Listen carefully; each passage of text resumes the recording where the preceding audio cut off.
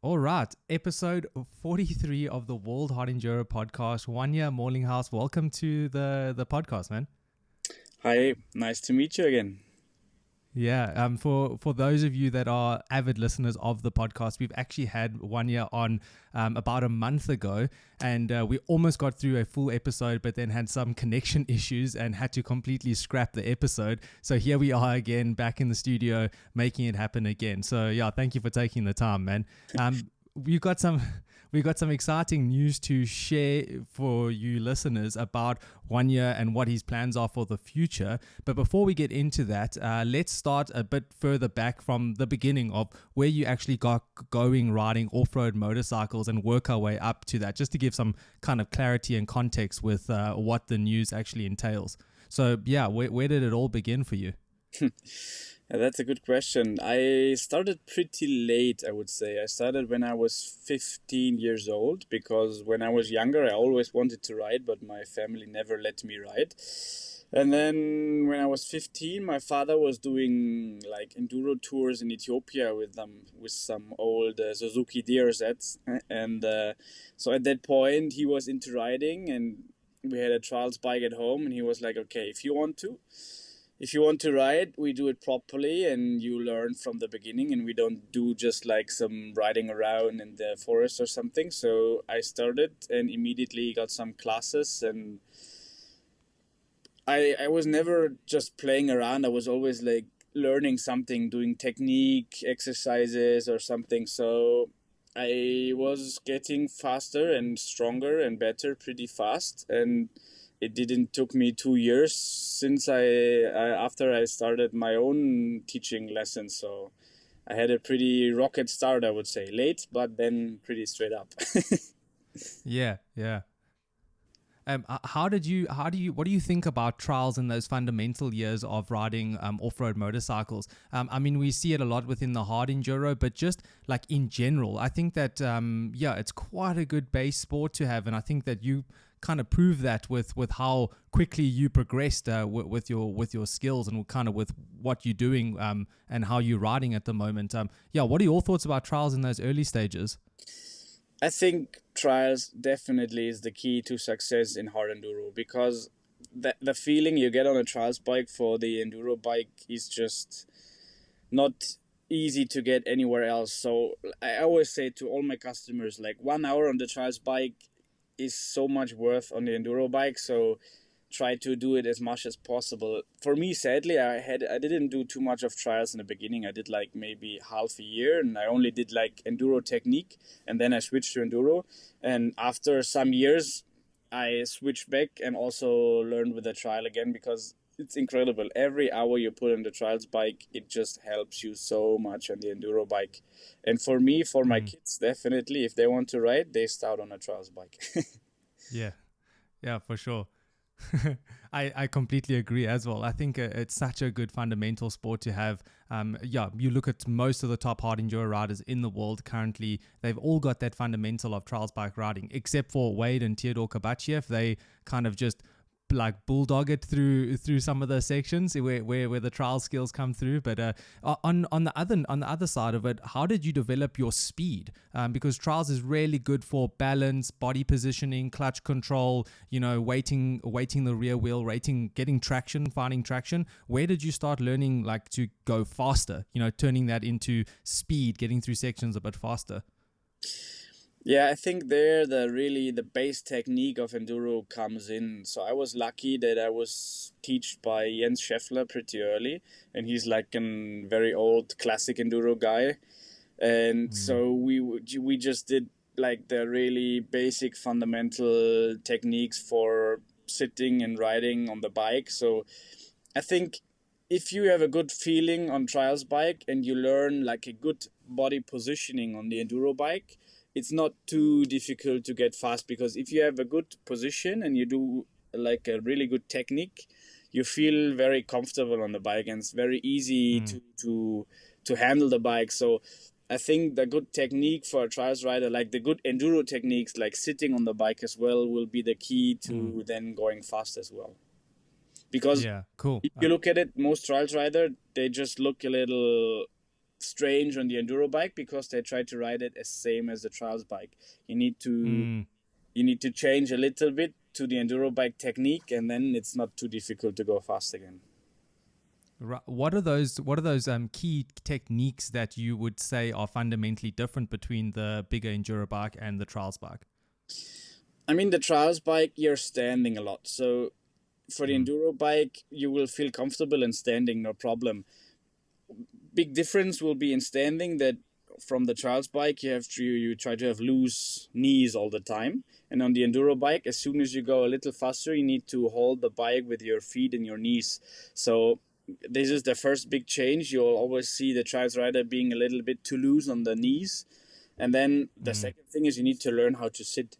You need to learn how to sit and how to control the bike if you sit. So I think learning the correct sitting positioning and also how to move while sitting on the bike, and then as well learn how to get your knees on the bike and hold the bike with your knees if you go faster and standing. This would be the two key factors to get faster on the enduro bike. Yeah, cool. Really good answer. I think that a lot of people think that sitting on an enduro bike is kind of giving up. It's kind of resting, when actually, you can go somewhat faster than standing in some positions and in some sections sitting down in a safer way. And it probably takes more energy in those situations. So it really isn't just a kind of an energy saving tactic. It's not, oh, I'm tired now, I need to sit down. No, there actually is benefits to that. If it's weighting the rear wheel, getting the body position, because your bum on that seat, you can create a lot of traction in places that you needed to. I think that was a really good answer.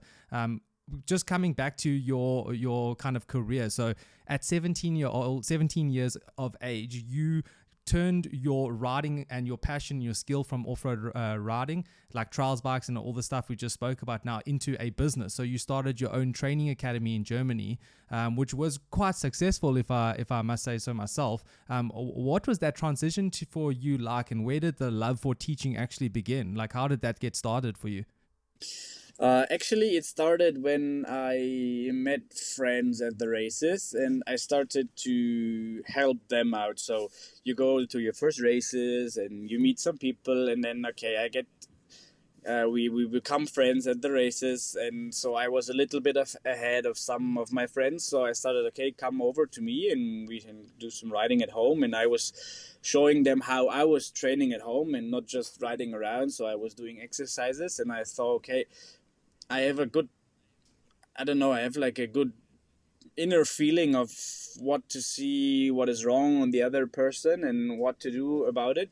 So I was helping my friends, and then he had a pretty big YouTube channel with like 20-30K subscribers. And so we thought about, maybe how about we do some training for just our followers and just offer them, it was like 25 euros, and we went to like a local field or something, and we just did like a first class, and everybody liked it so much. And I'm like, let's do it again, and we did it like 3 times in the first year, like end of the year, and we realized, the people are really interested in this. So we started like a small company, and after 1 year, we needed to change the small company into a big company. And so it went pretty fast because for some reason, the people really liked the way we teach, even though we were pretty young.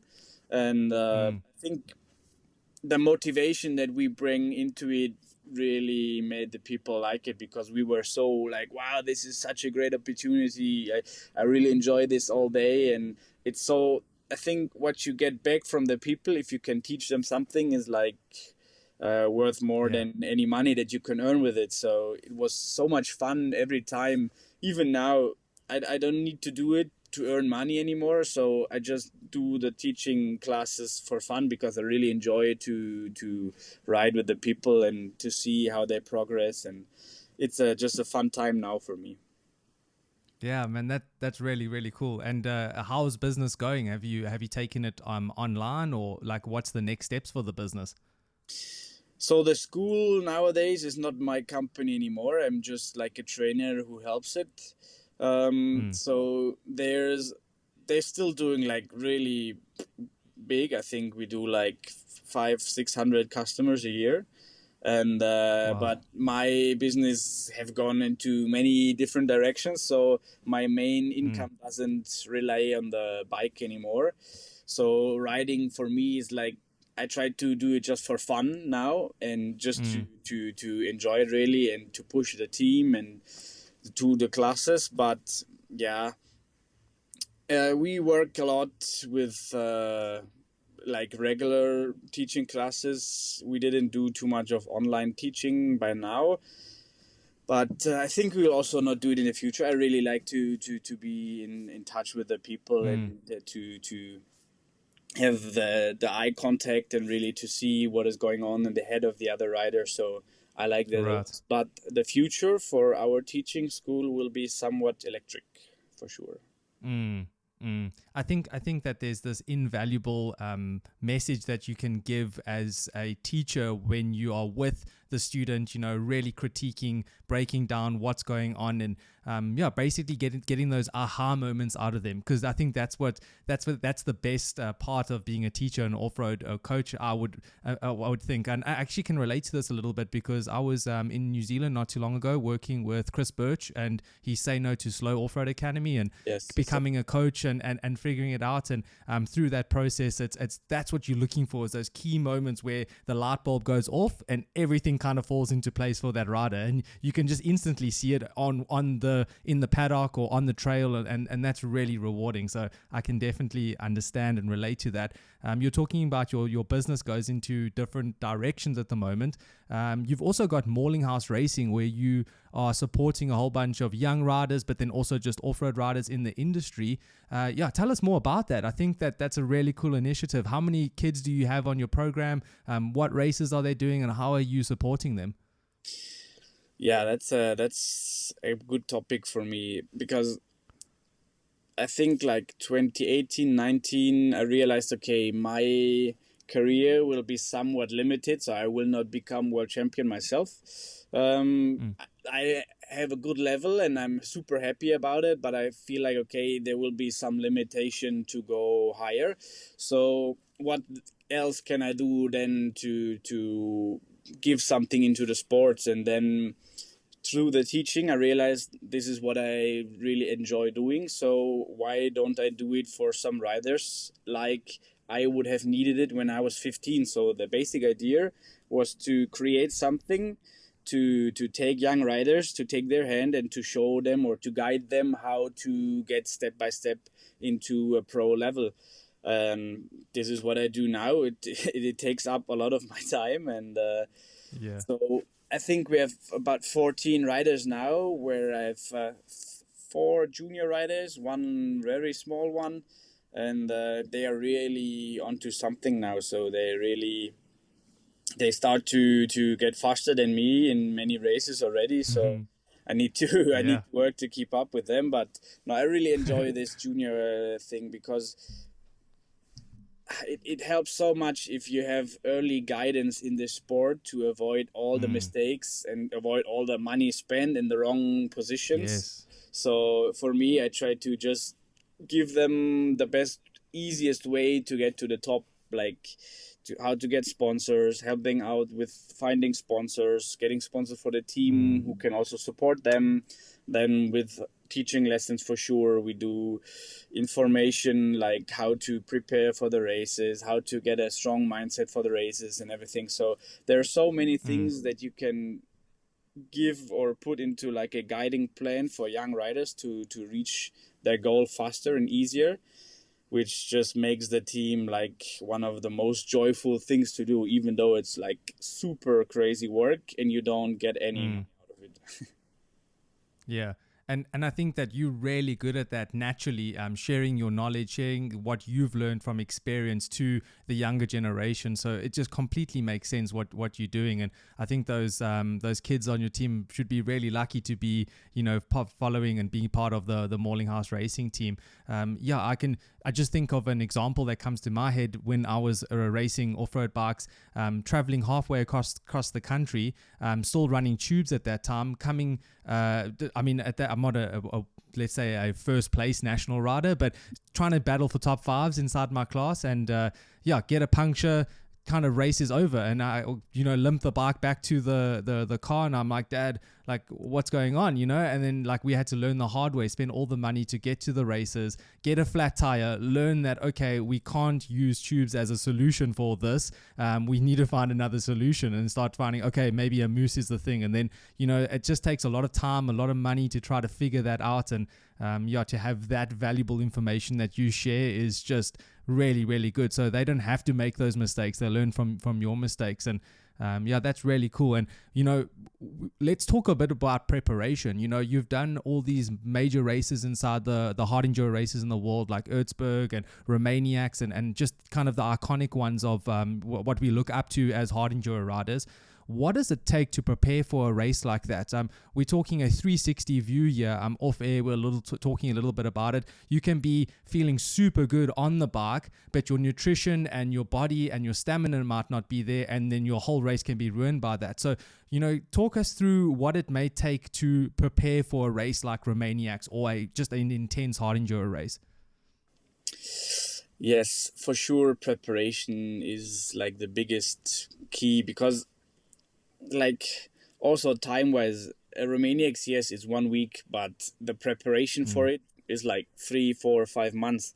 So it's so important to get a good preparation. And I think key factor for preparation, for sure, first thing, you need to have a good body condition. So you need to get your body into shape.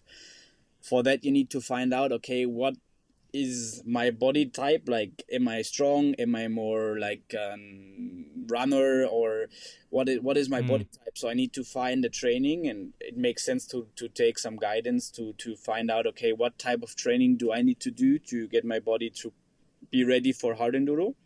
Then for sure the eating part, very important, nutrition, because for me, for example, if I eat too much meat, I get pretty pumped up arms. So if I prepare for a big race, I think for Romaniacs I even went vegan for like 3 months or something, because it just changed my arm pump from crazy to zero. So I had 0 arm pump. But here's the same. You need to find out what is working for your body. For some, eating meat is the perfect way. For others, like me, eating meat was a big problem because my arms started pumping up like crazy. So nutrition for sure. Then also, we always like to say, okay, the bike is not the problem, but if you want to finish Romaniacs Gold Class, your bike is a problem. So you need to find a good preparation on the bike. You need to have like a perfect engine to run, like good torque, to get good traction. You need to have good suspension. You need to have a good tire mousse setup. So also like where to put your spare parts on the bike to be ready if something will happen. So the bike preparation is a big point. Also there, normally you need to have some help, because it's difficult to find out on your own how to prepare your bike for such a race. And then last but not least, I think very important, also mental strength is super, super important, especially for a race like Erzberg or Romaniacs, where you're like, Romaniacs, you're completely on your own, like in the forest, 6 hours in, you're risking your life, nobody there, no camera, nothing, you're just risking your life for 10 meters. You're like, okay, why should I do this now? But in your head, you need to be like super, super strong and just keep going. I remember at some point, you don't even look too close at the things anymore. You just look, okay, go. You don't realize what of crazy stuff you're doing already in these situations. So getting mentally ready is super, super important. Erzberg is like the opposite. Erzberg, if you don't have a good start, you need to learn how to get passed by people and how not to get hit by people, because they will start swinging at you if you start passing them. So yeah, I think these are like the main factors, like getting your fitness right, getting your preparation, your eating right, getting a good bike, and then a good mental setup.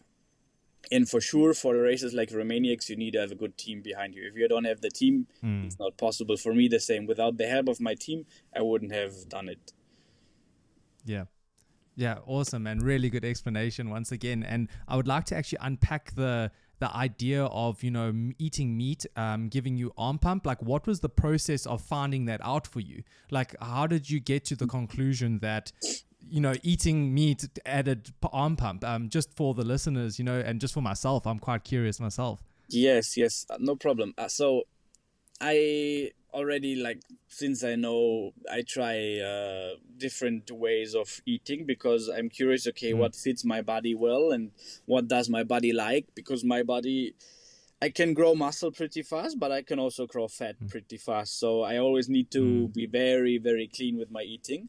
And so I was looking into it, okay, what can I do? And so I tried carnivore for some time, which actually felt mm. super good for me. I felt super strong. I was like, wow, okay, I went to the gym. I feel my muscle growing and everything.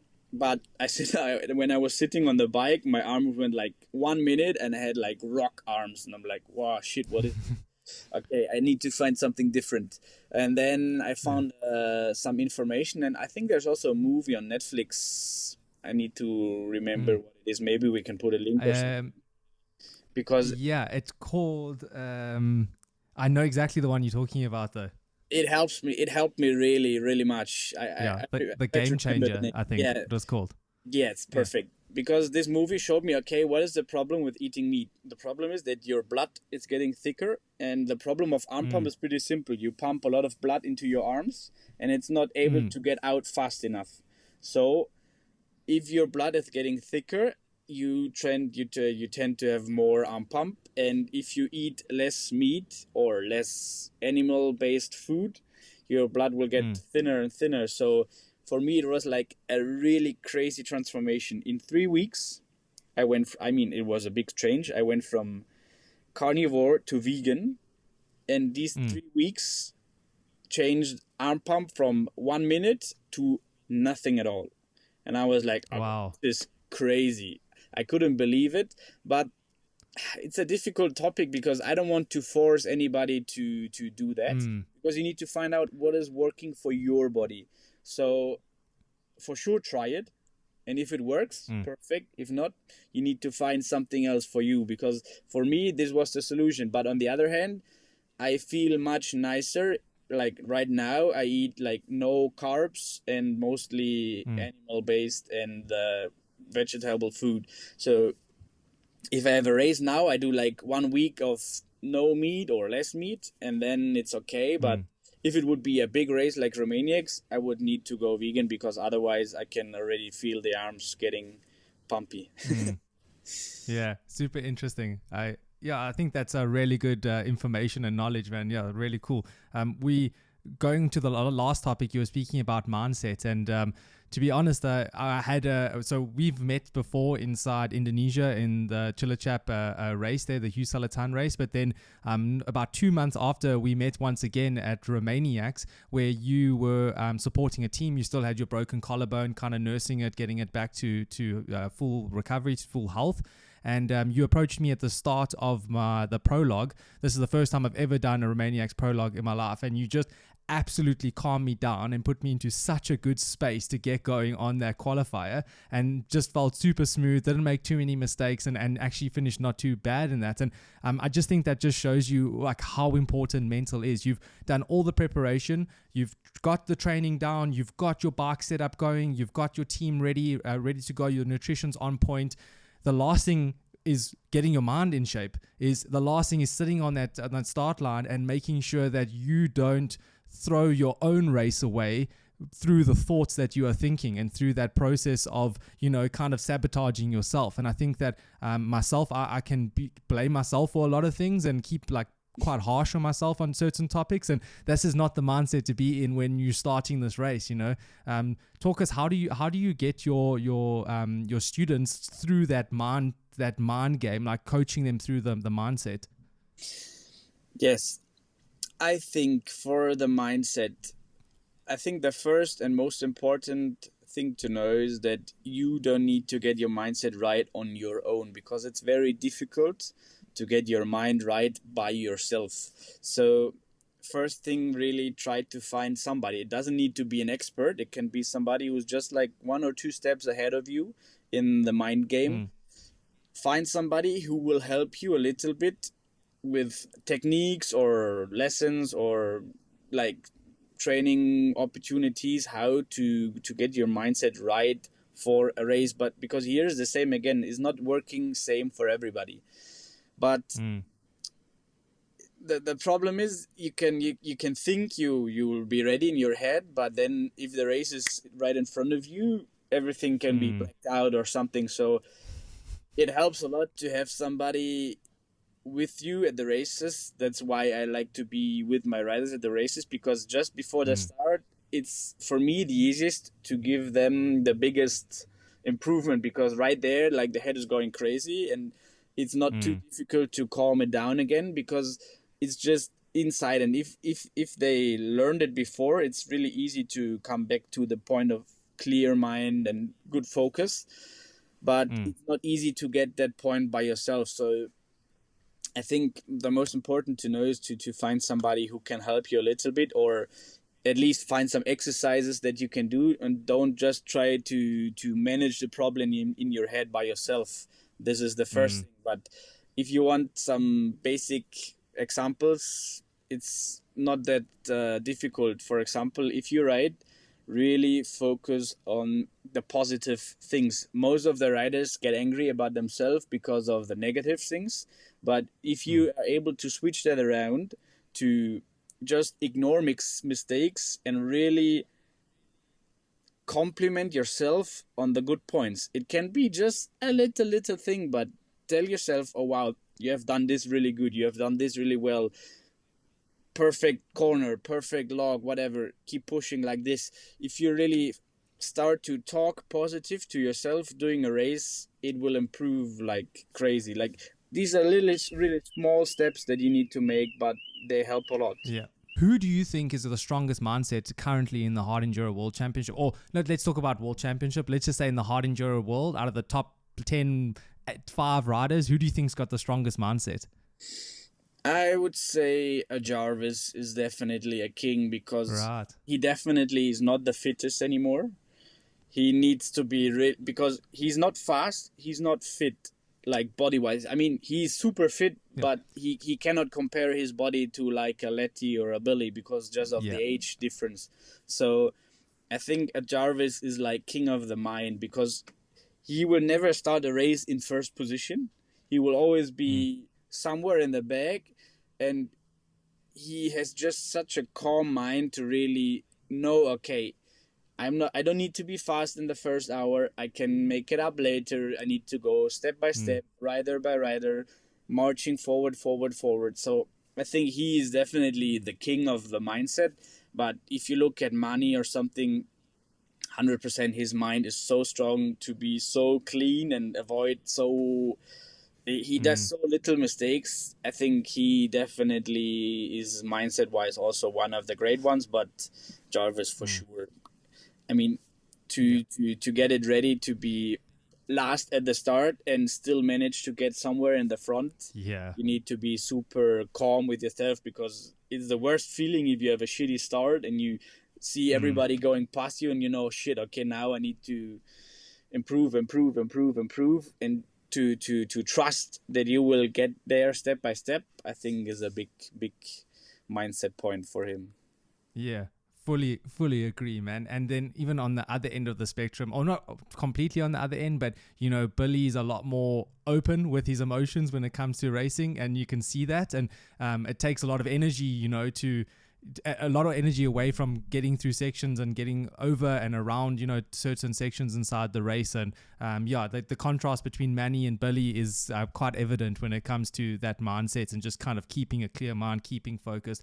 When it works for Billy, it works really well, and honestly number one rider in the world when it works like that. But when it doesn't work, that's where Manny can just be super strong. Mario, other riders. So and then Jarvis, the absolute king, like only guy to start basically last on the grid at Erzberg, make his all the way up to like 10th position or 11th, I don't know what it was that year, but he's incredible with that.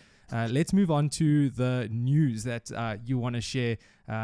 Just take us through what's the deal for 2025 and Wanja Morlinghaus. So basically I will cut down a little bit on races. So I think I will not do like too many of the big races this year. I think I just signed up for England for the valleys, and I'll do Erzberg. I will be at Romaniacs, but helping my riders. But I think I hope to do Getzen for sure. Getzen is like one of my favorite races. But I don't want to do too much of racing myself anymore and really focus more on helping the team and also getting my own like family life to a point where I want it to be. So on the other hand, I have some great news which give me a lot of new energy into the sport, because in winter time in Spain I was testing the Stark bikes, and just after one day I was like, okay, wow, I really enjoy this and I need to do something there. So we got in touch and now we just got everything dialed in. So I'll become a Stark dealer for the future, and it will be a big change for me because I really enjoy this. So I will try to put it into the team. So I will have some team riders riding on Stark in the future. For sure, I will do races on my own on the Stark. But the biggest benefit for me is to put the Stark bikes into the teaching lessons, because the bike is like perfectly made for teaching lessons, because it's so easy. If I have a complete beginner, I just put the power down to like 5 or 10 horsepower, and then the bike is so easy to ride that it's like the perfect bike to teach somebody riding, because it's not too much to focus on. There's no gears, no clutch, so you just focus on body positioning, acceleration and braking, and then you can move the power of the bike so easily to attach it to the level of the rider, which makes it like the perfect bike for teaching lessons. But we will start that soon, and for sure we can talk about it again as soon as we put some hours on the bike. And also in the racing team, I had already talked with my riders and they're super motivated to do something there. So for sure we need to have a talk on that later this year again.